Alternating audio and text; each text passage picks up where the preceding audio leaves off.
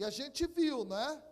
Para fazer essa experiência linda aqui, da restauração das colheitas, a gente tem que entender, olha que coisa maravilhosa, a gente tem que entender que é um processo.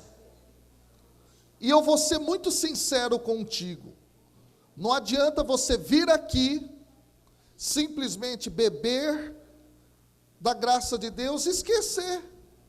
O grupo de oração é um caminho maravilhoso para você dar continuidade a tudo que você está vivendo aqui. Porque a nossa vida com Deus não é uma vida que que acaba, é até o fim. Então o grupo de oração vai ser esse espaço maravilhoso. E aqui dentro desse panfleto vocês podem observar tudo aquilo que é um grupo de oração. E eu quero deixar aqui fortemente a minha recomendação: participem todas as terças, o grupo aqui, né? Todas as terças-feiras do grupo de oração. Aí, ó, o pessoal testemunhando, falando que é muito bom. Eu participo de grupo de oração também, lá na minha paróquia Santa Clara, na região Belém, lá da Arquidiocese de São Paulo. Aliás, o meu grupo também é de terça-feira.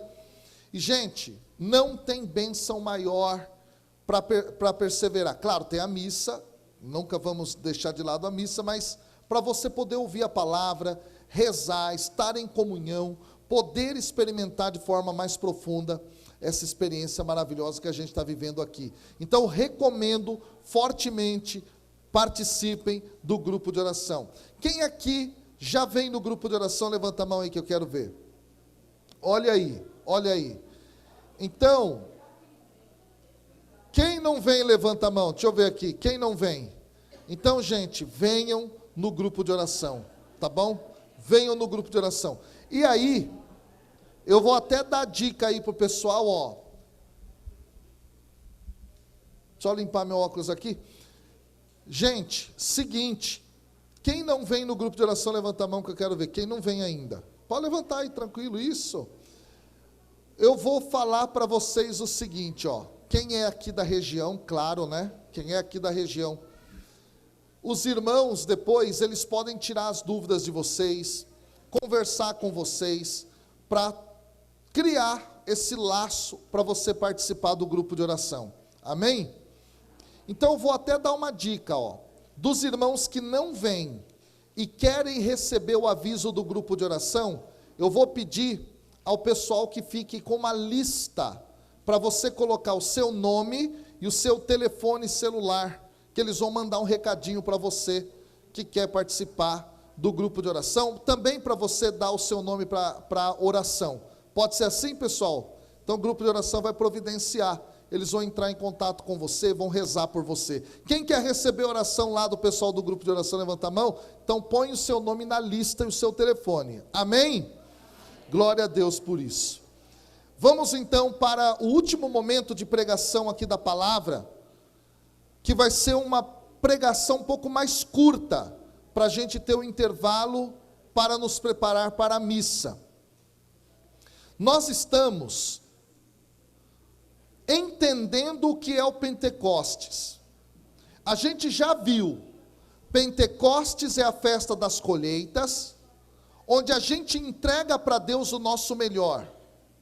Nós já vimos, o Pentecostes é uma experiência de conversão, de mudança da nossa vida, quando as colheitas estão destruídas. E nessa pregação, a pergunta que nós queremos responder é justamente a seguinte: se a mudança ela é tão importante, se a mudança ela é tão essencial, o que é necessário vivermos? Qual é a solução que Deus nos dá para vivermos essa conversão verdadeira? Então nós vamos estudar um texto sagrado muito bonito, que vai trabalhar a respeito de uma outra dimensão do Pentecostes no Antigo Testamento, que já já eu vou falar. Abra sua Bíblia em Jeremias, capítulo 31, versículo 31.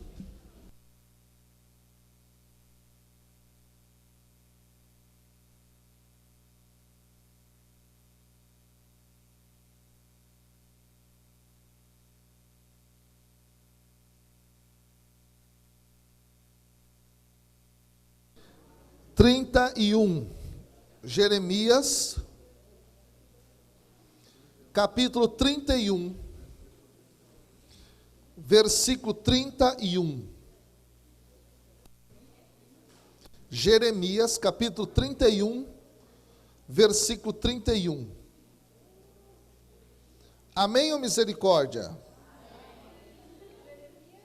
31, versículo 31.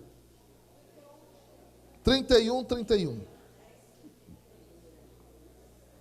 Vamos fazer silêncio. Da Ave Maria, página 1077. 1079 em algumas. Pronto. Vamos lá, pessoal. Silêncio. Ok.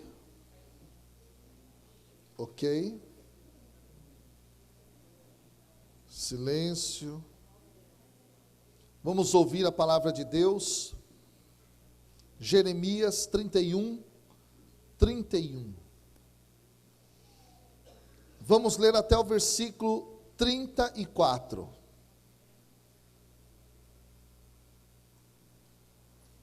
Dias virão, oráculo do Senhor, em que firmarei nova aliança com as casas de Israel e de Judá.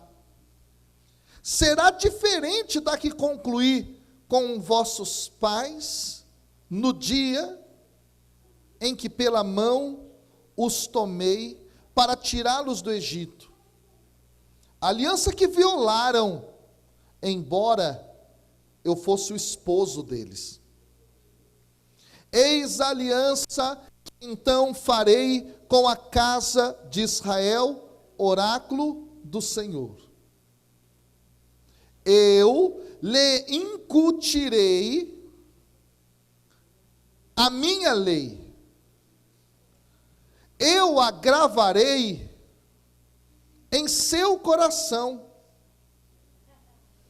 Serei o seu Deus, e Israel será o meu povo. Então, ninguém terá encargo de instruir seu próximo ou irmão, dizendo: aprende a conhecer o Senhor, porque todos me conhecerão, grandes e pequenos, oráculo do Senhor. Pois a todos perdoarei as faltas, sem guardar nenhuma lembrança dos seus pecados. Vamos dar uma salva de palmas à palavra de Deus. Pode aplaudir bem forte.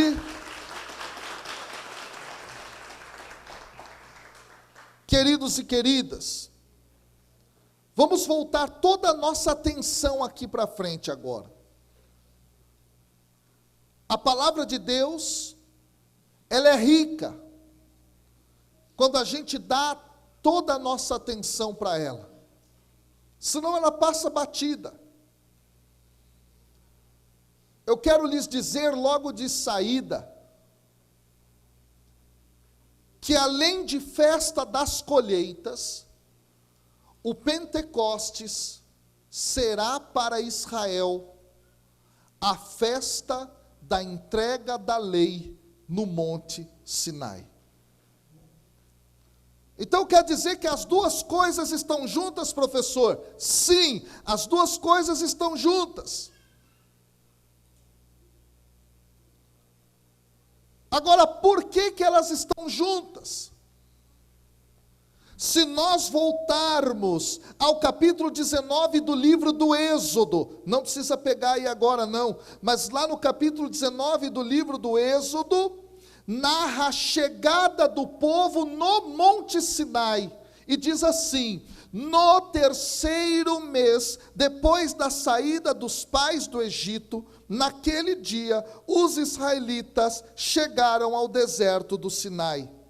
Partiram de Rafidim e entraram ao deserto do Sinai, acamparam no deserto. Israel acampou lá, diante da montanha. Escuta, o terceiro mês do calendário judaico é contado aqui.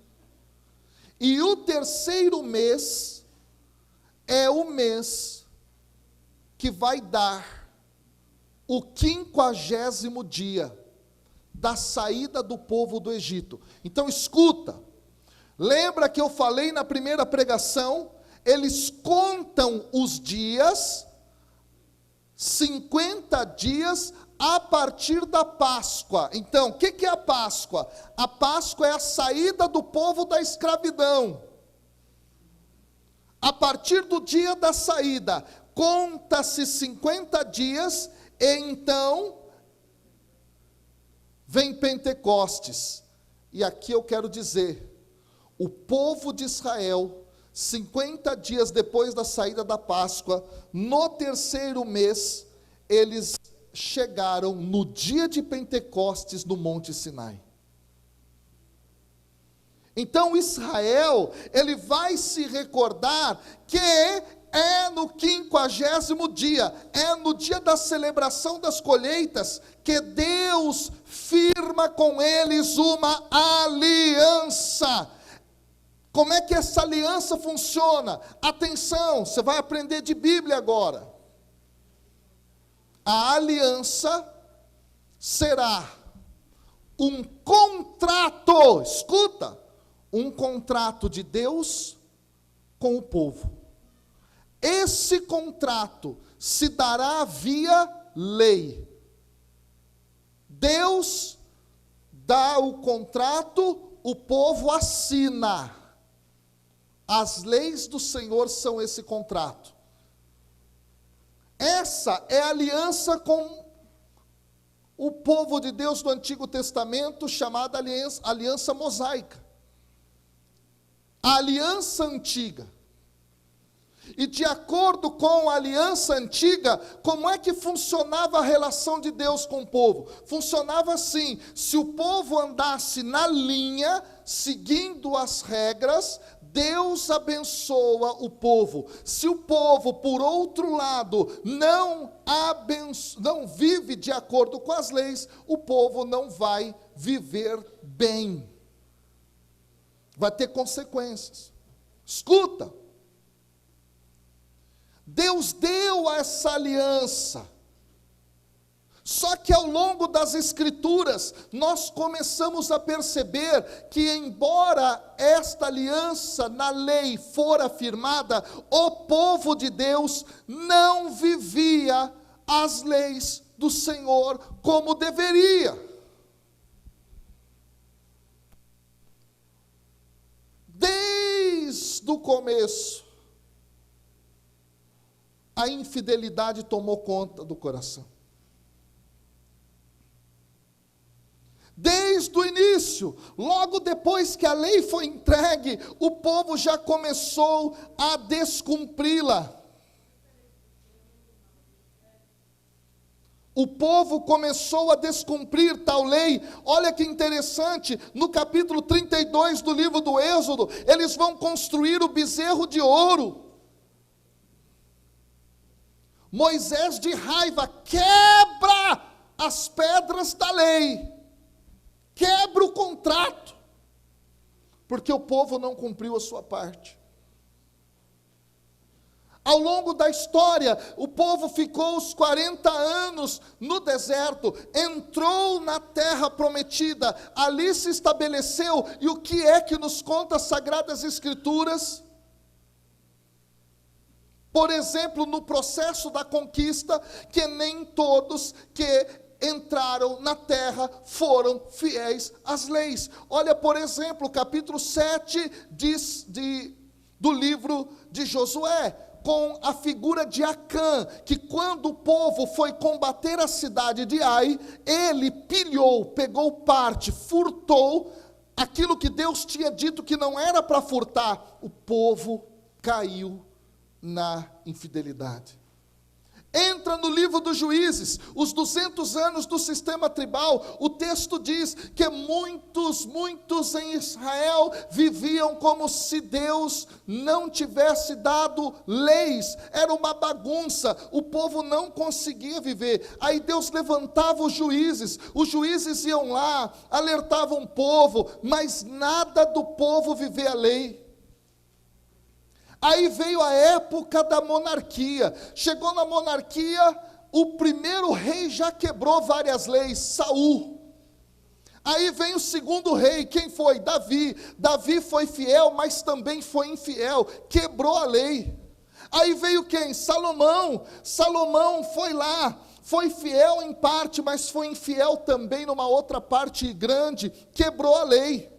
Aí o reino se dividiu de 931 para frente. No antigo Israel, nós vamos ter o reino do norte e o reino do sul. Reino de Israel, reino de Judá. Pega a história dos reis do norte, pega a história dos reis do sul. Você vai ver, eles foram infiéis. Deus enviou os profetas começam: ei, vocês precisam ser fiéis, ei, vocês precisam viver aliança, senão nós vamos ter as consequências disso. E os profetas falando, o povo infiel, os reis infiéis, o que aconteceu? Veio o exílio da Babilônia. No exílio da Babilônia, o povo, parte dele, exilado na terra estrangeira.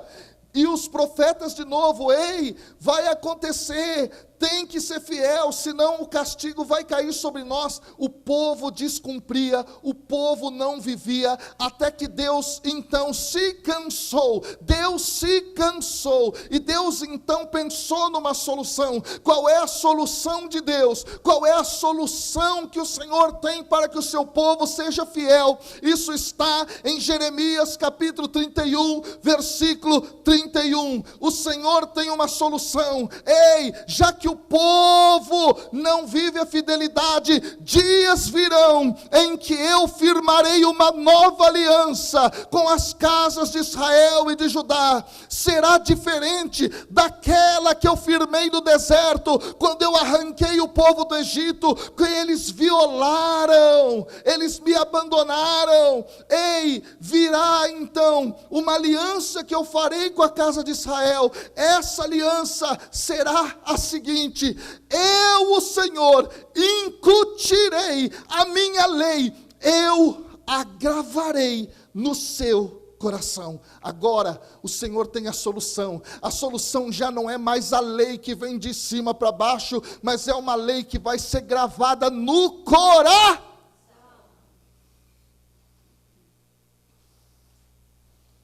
Deus vai acabar então pensando nessa solução. Agora, quando é então, e como é então, que essa solução vai acontecer? Aí nós começamos a entender a teologia dos profetas. A lei será gravada no coração pela ação do Espírito Santo. Agora você está entendendo o Pentecostes do Novo Testamento? Por que lá no Pentecostes do Novo Testamento a gente tem o derramamento do Espírito Santo simbolizado aqui na pomba, naquele cartaz? Ei, agora você está entendendo. Se Pentecostes é a festa da afirmação da aliança, na nova aliança, onde Deus vai gravar a lei no coração, Ele a fará mediante o seu Espírito. E isso está onde? Vai comigo no profeta Ezequiel capítulo 36. Vai lá, rapidinho. Ezequiel, está um pouquinho depois de Jeremias. Ezequiel capítulo 36.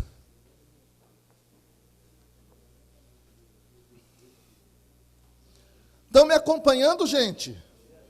A nova aliança, já vou falar, tá? Vai no capítulo 36, por favor, de Ezequiel.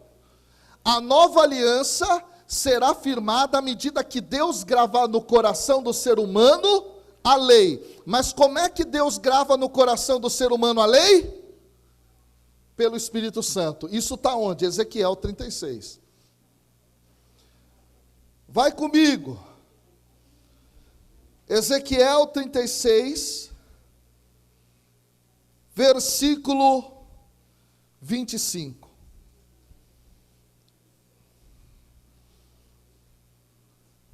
Ezequiel 36, Ezequiel 36, 25. Estou dando tempo para você poder buscar aí na sua palavra. Amém? Pode aplaudir. Aí, ó, tá ligado aí. Isso. Amém. Nessa aí, nem eu esperava por essa aí. Pronto. Acharam aí, sim ou não? Escuta. Silencia, povo. Escuta a palavra. Derramarei sobre vós águas puras, que vos purificarão de todas as vossas imundícies e de todas as vossas abominações. Olha o que diz o Senhor. Eu vos darei um coração, em vós, porém, o espírito, tirarei do vosso peito o coração de, e vos darei um coração de, olha aqui para mim, deixa aí a palavra aberta. O que é o coração de pedra? A velha aliança firmada na pedra da lei. Vou tirar e vou colocar um novo coração. Olha lá. Dentro de vós colocarei o meu E o que o Espírito vai fazer?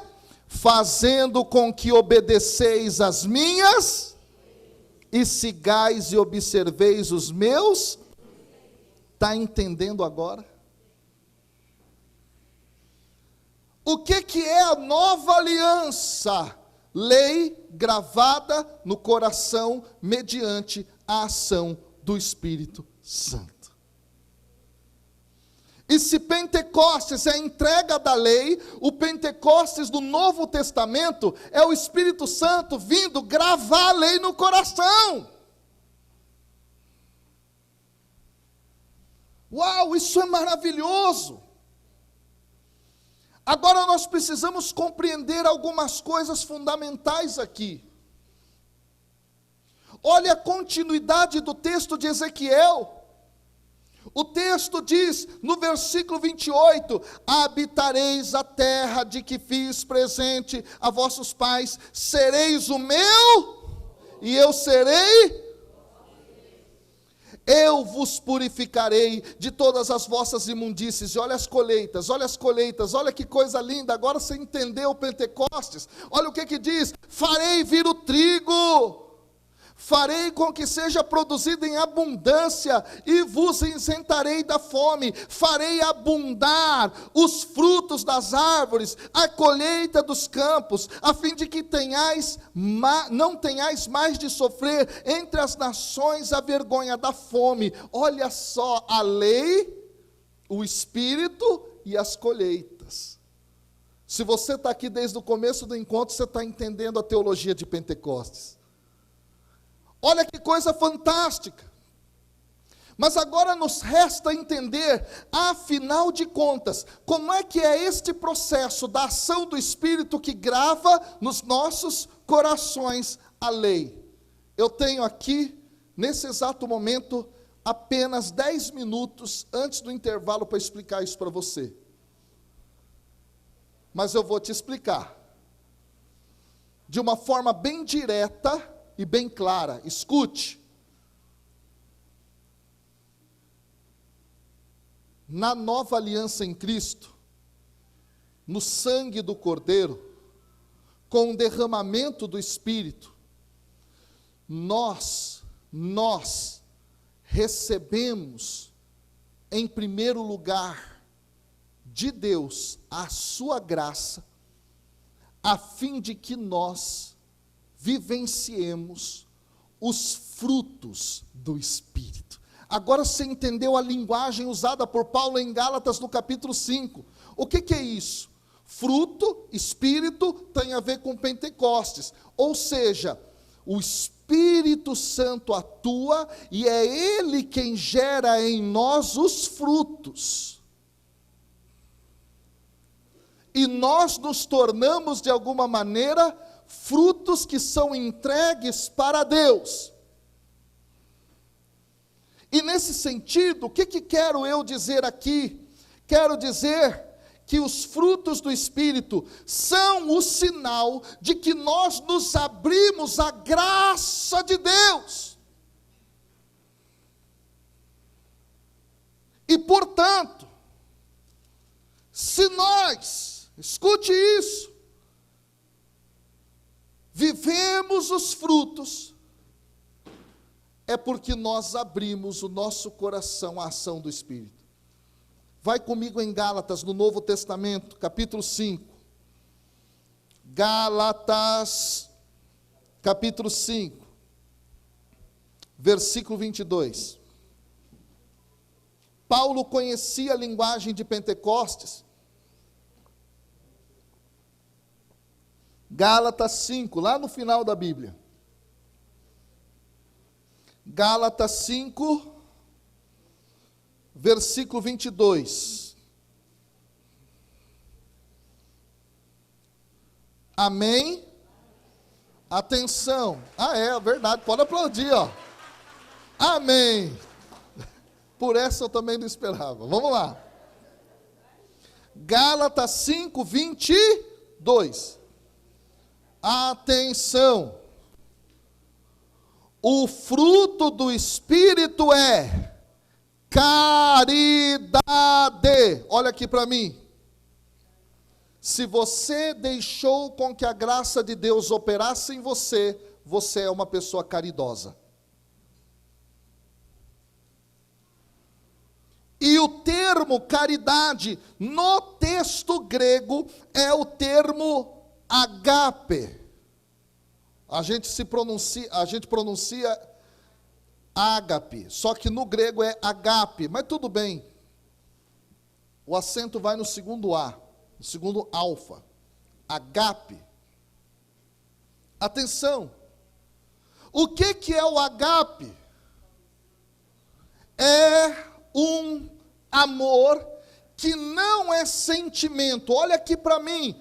Não é sentimento. Agape é um amor que tem a ver com fazer o bem. Porque em grego, a palavra agape tem a mesma raiz de agathos. Repita comigo, agathos. Sabe o que significa agathos? Bem. E bem o quê? Bem moral. Fazer o bem. O que é o ágape? O ágape não é um sentimento. O ágape é a ação que eu tomo a partir da decisão de fazer o bem de forma gratuita. Queridos e queridas, atenção. Se nós não estamos vivendo isso, é porque nós não estamos nos deixando encher e mover pelo Espírito Santo. O fruto do Espírito é agape. Segundo fruto, alegria. Hará em grego. Escuta o que eu vou te falar. O que é hará? Hará tem a mesma raiz de haris, caris, carisma, carismático. Alegria tem a ver com graça. Quem recebeu o Espírito, recebeu graça. Quem recebeu graça, recebeu alegria. Não vive uma vida sem graça, mas vive uma vida engraçada, em graça, manifestando graça. O que é alegria? É manifestar graça. Ou seja, se de fato na sua vida você se deixou tocar pelo Espírito, a lei foi gravada no teu coração, fruto disso é alegria, é manifestação da graça de Deus. Portanto, não há meio algum de um carismático, de um cristão católico que recebeu o Espírito, viver uma vida amarga, uma vida chata, uma vida sem graça. Deixa o Espírito Santo trazer alegria no teu coração. 3. Terceiro fruto, paz. Eirene, em grego. Paz. O que é paz? Meu querido e minha querida, paz é viver sem conflito, no sentido bíblico. É alguém que é pacificador, no sentido bíblico. Ou seja, não é aquela pessoa que fica arrumando confusão toda hora, todo instante. Quem se deixou tocar pela graça de Deus, o fruto do Espírito, é você ser alguém que não fica querendo arrumar confusão à torta e à direita, a qualquer hora, em qualquer lugar. Eu estou na igreja, mas eu arrumo confusão. Então você só está na igreja, mas o Espírito não está em você. No sentido mais basilar dessa linguagem. É fruto do Espírito. Paz. Longanimidade. O que é longanimidade, pessoal? Essa palavra é muito interessante dentro do texto bíblico. É a palavra macrothmia, em grego. Essa é uma palavra que aparece poucas vezes no texto bíblico. Macrothmia pode significar, entre outras coisas, paciência. Mas não é uma paciência qualquer, é uma paciência diante da tribulação. Ou seja, quem recebeu o Espírito Santo vai viver uma paciência para aguentar a tribulação. Quem é cheio do Espírito Santo é alguém capaz de carregar as cruzes do dia a dia, capaz de enfrentar sofrimentos, capaz de passar por lutas, passar por guerras e permanecer em Deus, permanecer fiel. E se você está assim titubeando, é hora de você dizer: Espírito Santo, eu preciso abrir meu coração para ter essa longanimidade, para ter essa paciência na tribulação. Próximo fruto. A Bíblia de Jerusalém, a Bíblia Ave Maria, ela traduz por afabilidade.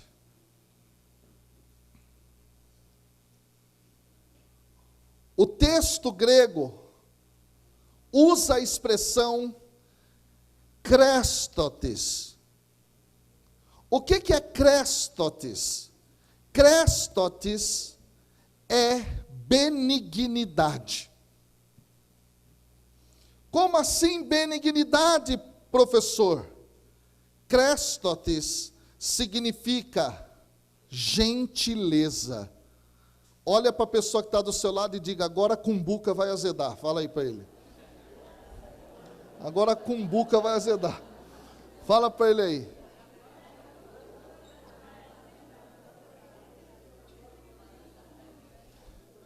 O que vai acontecer agora? Escuta.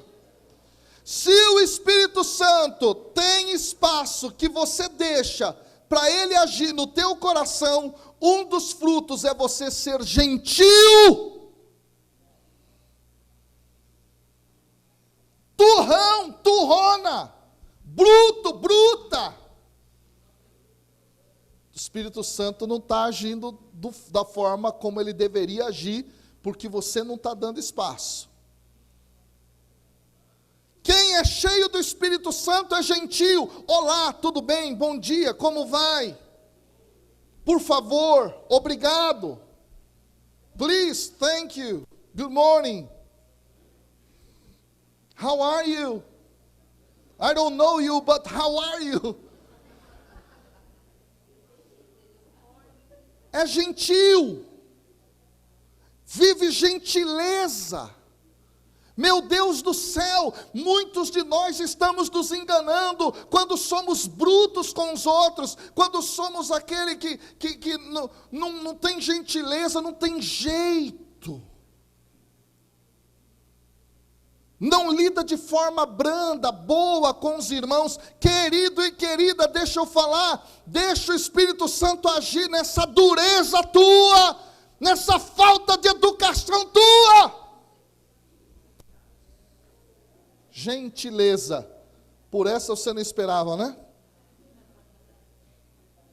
Benignidade no grego é gentileza.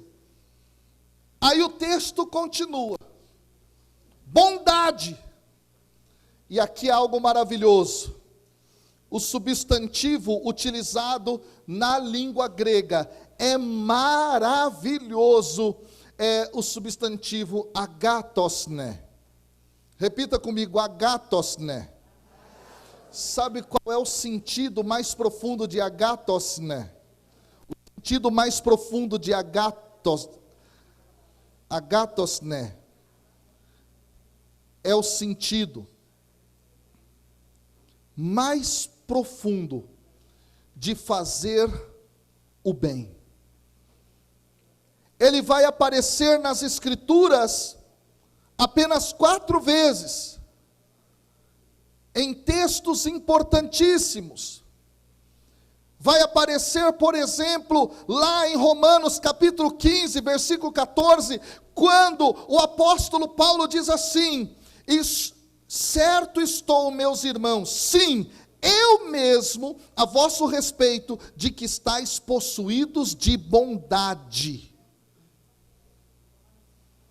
Romanos 15, versículo 14. Depois vai aparecer em Efésios capítulo 5, versículo 9, quando diz assim, porque o fruto da luz consiste em toda bondade. E vai aparecer em 2 Tessalonicenses capítulo 1, versículo 11, quando diz assim, olha que bonito: por isso, também não cessamos de orar por vós, para que o nosso Deus vos torne dignos da vocação e cumpra com poder todo o propósito de bondade.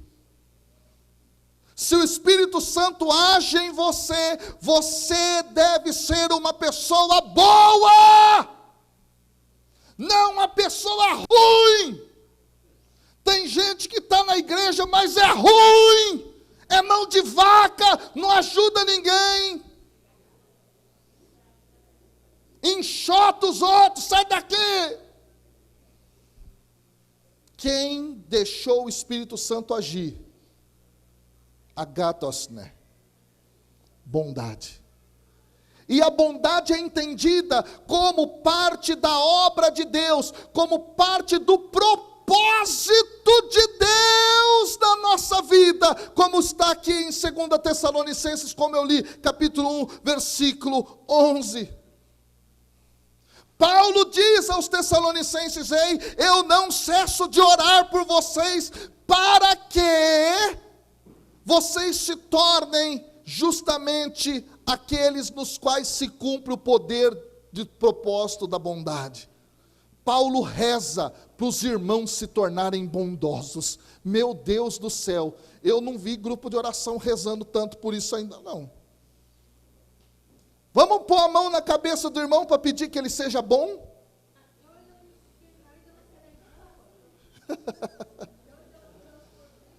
Bondade. Quer mais, sim ou não? Fala para o seu irmão agora. Agora a cumbuca vai azedar mais ainda.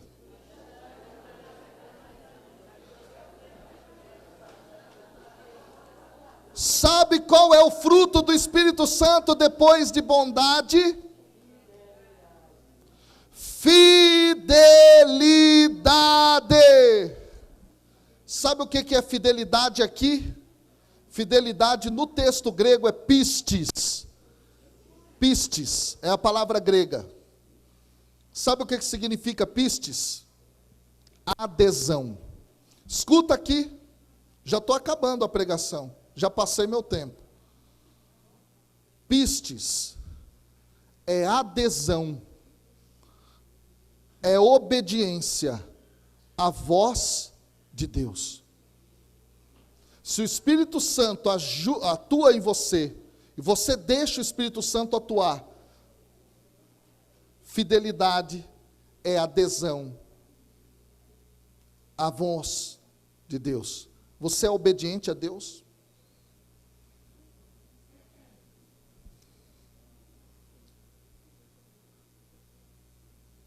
Os últimos 2 frutos são maravilhosos.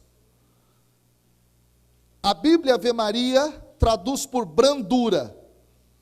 No texto grego é prautes. Prautes é mansidão. Prautes, mansidão. O que é mansidão? É o que não arruma confusão. Se você vive confusão na tua vida, grita, esbraveja, bate, pula, joga coisa no outro, você está precisando deixar o Espírito Santo agir na tua vida. Por fim, encrateia, em grego, aqui foi traduzido por temperança, mas encrateia significa literalmente autocontrole, domínio próprio, ter poder sobre si mesmo. Crateia vem de kratos, kratos de aristocracia, é poder. A palavra cratera tem a mesma raiz. Por que cratera? Cratera é o que? É um buraco, e o buraco da cratera parece uma mão que segura. É um poder. Em é a preposição no. Portanto, quando nós temos encrateia, é um poder sobre si mesmo. Quem deixou o Espírito Santo agir é alguém que é capaz de ter um poder sobre si mesmo, de ter um autodomínio. Ou seja, não se deixa levar por qualquer emoção, não se deixa levar por qualquer situação, não se deixa levar por qualquer tentação, não se deixa levar por qualquer sugestão. Ele tem autocontrole, ele tem as rédeas da sua vida nas próprias mãos. E isso é a nova aliança em Cristo. Quem está em Cristo, na nova aliança, vive fruto do Espírito, porque Ele gravou no coração a lei. Olha para o teu irmão e diga assim: meu irmão, você ama as pessoas, você é alegre, você é pacificador, você tem paciência, você é bondoso, você age com gentileza, você é firme, fiel, obediente, você é manso, você tem autodomínio, Então fala para ele assim: é hora de tomar vergonha nessa cara. Escuta, por último, padre, está na hora, padre. Por último, para tudo isso acontecer, a gente precisa estar aberto à graça de Deus. E é o que nós vamos viver já já, no ato mais alto desse encontro, que é a Santa Missa.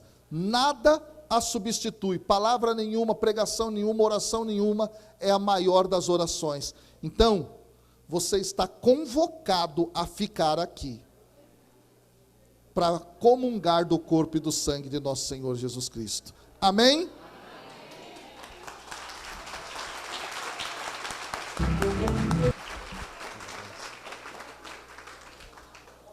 Gente, então para a Santa Missa, nós começamos em 20 minutos. Se alguém precisa de um tempo primeiro, mas em 20 minutos nós começamos. E eu gostaria que, se você usou uma das cadeiras da frente ou desorganizou, né, aqui